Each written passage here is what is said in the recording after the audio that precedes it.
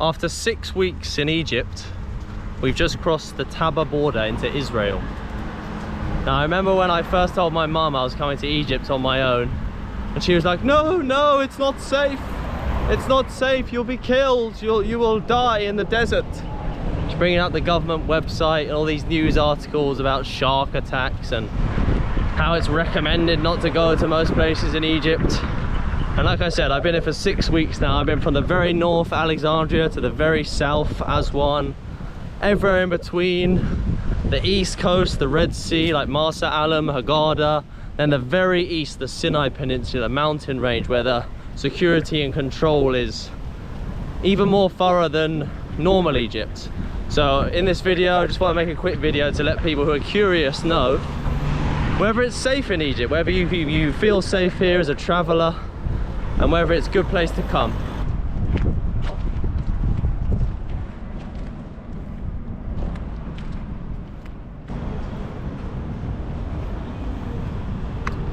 So let me just start by saying that I never once in 6 weeks in Egypt ever felt in danger of my life, in danger of getting hurt, in danger of getting robbed. The people on the whole are very hospitable, friendly, but, and there's a but, I mean, I don't think I've ever faced more aggressive salesmen, scammers, so you need to be prepared for that. It's not in a dangerous way, it's just when they see a tourist in Egypt, they think you are a walking ATM. They literally want to extract as much money from you as possible. And this comes into another thing where you need to be careful who you trust. So when I was first there, I was like, oh, Egyptians are so friendly, like oh, nice, having a chat. And it might come half a day later, it might come half an hour later, but eventually it will turn into, oh, come, you need to buy my tour, or oh, why don't you pay for this? And then suddenly you're like, oh, like you're not my friend, you just want my money. So in terms of the people, very safe indeed. Like I said, we weren't robbed once, no one tried to do anything untoward at any point across the whole 6 weeks, which is massive credit to them, even though they try and scam you a lot, which is very annoying. But you know, when you travel the world, you need to be prepared for that, and it's kind of like, you shouldn't let that stop you going somewhere as amazing as Egypt.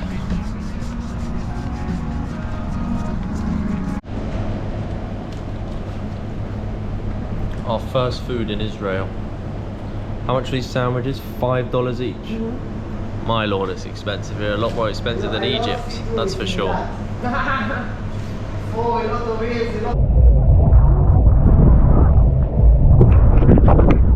So now we're going to talk about transport.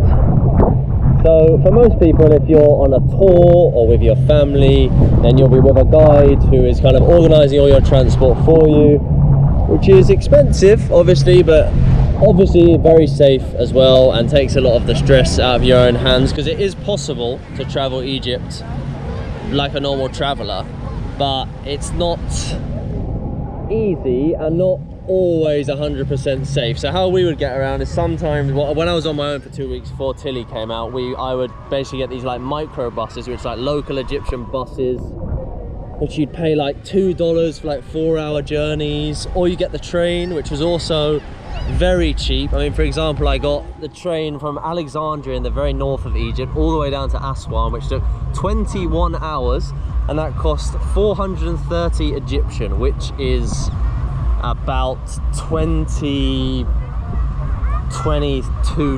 or something, which for a train journey that long overnight is very, very good. And yeah, it's perfectly safe to do these things, even though the Egyptians themselves and the government will say it's not safe, but that's because they want you to pay for the exceedingly expensive private cars for tourists. For example, when we were traveling from Marsa Alam on the east coast to Luxor, which is about an 8-hour journey, we were quoted by our hotel $60. Actually, that wasn't even for the 8 hours, it was $60 to get to the place where we get the bus. This was like a 2-hour journey to Safaga up the coast. They said $60. Obviously we were on a budget, we travel all year, so we were like, we're not doing that. And they couldn't recommend anything else. Legally, they're not allowed to tell you where the bus station is. You are basically trapped into this. Also kind of comes into the fact that they're trying to take you for everything you're worth. They can't tell you where the bus stop is. Anyway, we walked to the bus stop, got on a bus in seconds, paid about $1 to get to our destination. $1 each as opposed to $60 in a car. For the most part, it's very safe to just get around, and to amplify that safety is the amount of police checkpoints, army checkpoints.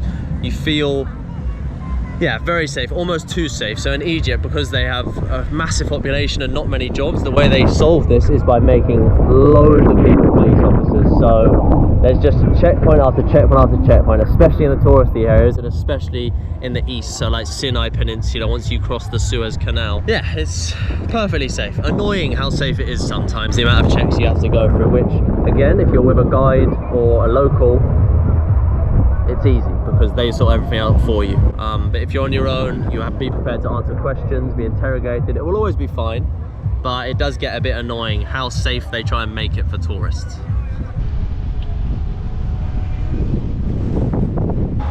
Right, so now I'm going to talk about what it's like going out at night in Egypt, which for the most part is very safe, especially in the tourist areas. The Egyptian people actually, because it's so hot, love to sit outside, smoke shisha, chill.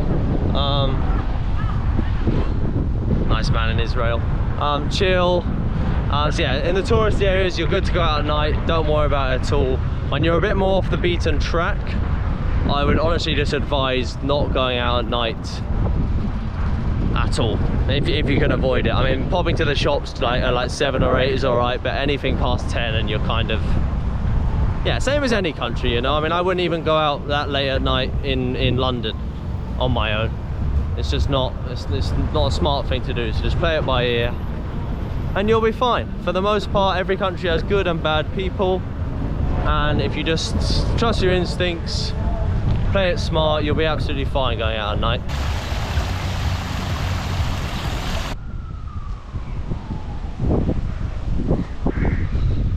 Something that a lot of people have asked me since I've been in Egypt is it safe for a woman to travel, or especially a solo female traveller? It's very different being a man and a woman and how you're treated. And obviously Tilly's been here with me for nearly a month. And it is different for sure. They don't respect women as much here, and if you are a Western woman or clearly a tourist, you should expect some sort of low-level harassment, whether that be someone being like, oh, you look nice, or whistling, or catcalling, whatever it is. You should be prepared for that, and the ways to get around that, just to make, you know, things a bit more comfortable. Firstly, ignore it. Don't ever respond similar to when Egyptians try and sell you stuff in like a scammy way or being forceful sales. Best thing to do, no thank you, shukran, just become deaf, or even better, dark glasses, don't even respond to them at all. And if you're a woman and they're treating you like that, just ignore them. Try and dress to fit in so you don't stand out as much. Again, not so much of an issue if you're with a tour group or your family, but if you're traveling Egypt on your own as a woman, it's best for sure to, yeah, blend in and just, as always, be safe. You know, I wouldn't recommend going out at night on your own as a woman. Sure, there are many cases where it's been absolutely fine, but we've also met people, whether they're Egyptian women or tourists, who've said, you know, they've got into uncomfortable situations on their own. So it might just be one of those places where if you are a solo female traveller at night, just, you know, give it a miss. Party somewhere else, basically. Which is a sad thing to say, because obviously it's everyone's right to do whatever they want, but this part of the world, sometimes you just gotta play it safe.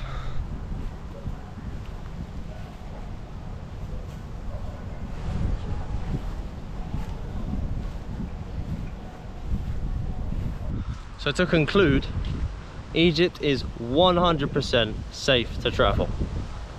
Don't listen to what the media says. As usual, they say the situation is far worse than it is. The government say it's far dangerous than it is.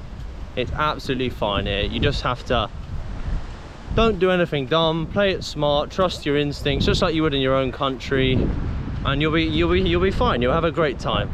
It makes me sad that so many people you know, won't come here because they're worried. I know I say here, I'm in Israel now, but whatever. Because they're worried they won't be safe, and it means you miss out on such an amazing travel experience. So yeah, just go for it. Take the necessary precautions, plan ahead, and just, yeah, come here, have fun. It's an amazing country, and I promise you, you won't regret it.